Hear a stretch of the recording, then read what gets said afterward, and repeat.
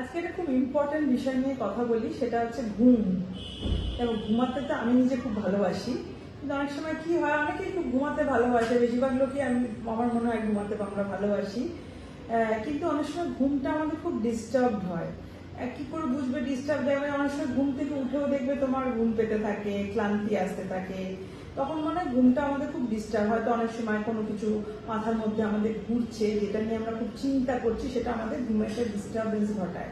তো এই ঘুমটা হচ্ছে খুব ইম্পর্টেন্ট আমাদের শরীরের সবকিছু ফাংশনের জন্য। কেন না, ঘুমটা দ্বারা যখন আমরা ঘুমাই তখন আমাদের মাথায় একটা স্পেশাল হরমোন বের হয়, সেটার নাম হচ্ছে মেলাটোনিন। এই হরমোনটা ভীষণ ইম্পর্টেন্ট, অন্ধকারে ঘুমের সময় এটা বেরোয় এবং এটা ঘুমটাকে আমাদের ইনডিউস করে আমাদের বডিতে।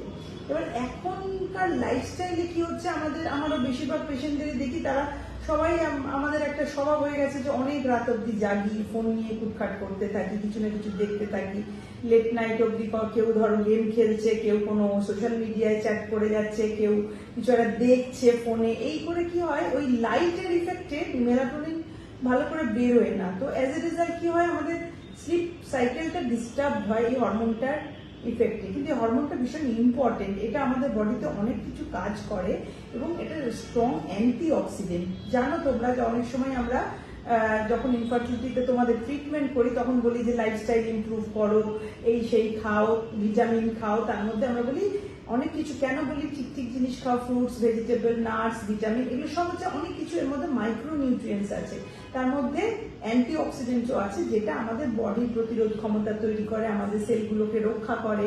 সেই হিসাবে আমাদের এই গ্যাস পাম্পকেও রক্ষা করে। তো এবার যদি মেলাটোনিন একটা এত ইম্পর্টেন্ট হরমোন, সেটা যদি কম বেরোয়, আমাদের কম ঘুম হয়, তাহলে কি হবে না, আমাদের এই সেলের ড্যামেজ বেড়ে যাবে। কারণ এটা একটা খুব স্ট্রং অ্যান্টি অক্সিডেন্ট, এটার অভাবে সেল ড্যামেজ বাড়বে। তো দেখো, ঘুম যদি একটা ভালো, খুব ইজি না, এটা ঘুমাতে কেনা ভালোবাসে, তো ঘুম তো হওয়াই উচিত সবার। কিন্তু কি হয় না, ঘুম যদি তোমার ডিস্টার্ব হয় এবং খুব কম সময় ঘুমা, দেখা এক আধ দিন হতে পারে, কিন্তু এটা রেগুলার রুটিনে যদি হয়, স্পেশালি আমার কিছু পেশেন্ট আছে যারা আইভিএফ চলাকালীন প্রচন্ড টেনশনে ভোগে, এবং সেই টেনশন কেন হলো না, আমার যদি না হয় কি হবে, এই সব ভেবে তারা কিন্তু নিজেদের লাইফস্টাইলটা পরিবর্তন করে, ঘুম হতে চায় না, প্রচন্ড অ্যাংশাস থাকে।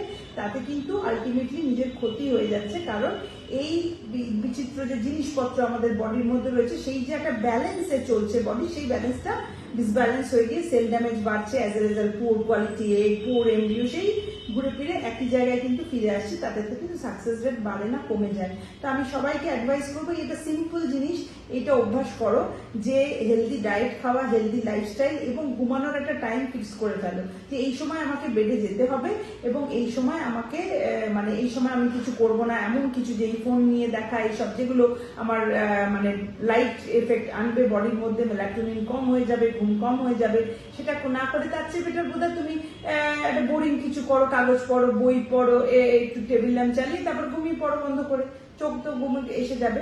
তো যেটা আমরা নর্মালি আগে করতাম, তো এই লাইফটা ফিরে খুব জরুরি। 7-8 ঘন্টা ঘুম কিন্তু সবার বডি নর্মাল অ্যাক্টিভিটির জন্য লাগে। তো আজকাল আমরা এরকমও প্রিপারেশন বেরিয়েছে, মেলাটোনিন দেওয়ার বিভিন্ন ওষুধ, যেটা আমিও আমার অনেক পেশেন্টকে দিয়ে থাকি, কিন্তু এটা দিতে লাগে না যদি তোমার সবকিছু এরকম ভাবে নর্মালি তুমি মেনটেন করতে পারো। তো again I will advise, a good sleep is very essential for your healthy life.